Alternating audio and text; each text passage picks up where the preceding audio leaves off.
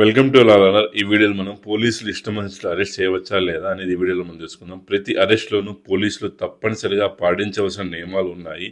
ఈ నియమాలన్నీ సుప్రీంకోర్టు ఇచ్చిన చారిత్రాత్మక తీర్పు వల్లే వచ్చాయి. DK Basu versus state of West Bengal. ఈ తీర్పును మ్యాగ్నా కట్ ఆఫ్ అరెస్ట్ అని కూడా అంటారు. అవి పోలీసు గుర్తింపు తప్పనిసరి. అరెస్ట్ చేసే పోలీస్ అధికారి తన పేరు, హోదా ఉన్న నేమ్ ట్యాగ్ ధరించాలి. అరెస్ట్ మెమో తయారు చేయాలి. అరెస్ట్ సమయంలో అరెస్ట్ మెమో తప్పనిసరి. దానిపై ఒక సాక్షి సంతకం, అరెస్ట్ అయిన వ్యక్తి సంతకం ఉండాలి. బంధువులకు సమాచారం ఇవ్వాలి. మీరు కోరిన బంధువు లేదా స్నేహితుడికి అరెస్ట్ విషయం తెలియజేయాలి. ఇన్స్పెక్షన్ మెమో అంటే శరీరంపై ఉన్న గాయాలకు రికార్డ్ చేయాలి. ఇది టార్చర్, లాకప్ డెత్ అరికట్టేందుకు చాలా కీలకం. కారణం అడిగే హక్కు, నన్నెందుకు అరెస్ట్ చేస్తున్నారు అని అడిగే హక్కు మీకు ఉంది. 24 గంటల నియమం. అరెస్ట్ చేసిన 24 గంటలలోపు తప్పనిసరిగా మేజిస్ట్రేట్ ముందు హాజరుపరచాలి. న్యాయవాదిని కలిసే హక్కు. విచారణ సమయంలో మీకు నచ్చిన న్యాయవాదిని సంప్రదించే హక్కు ఉంది.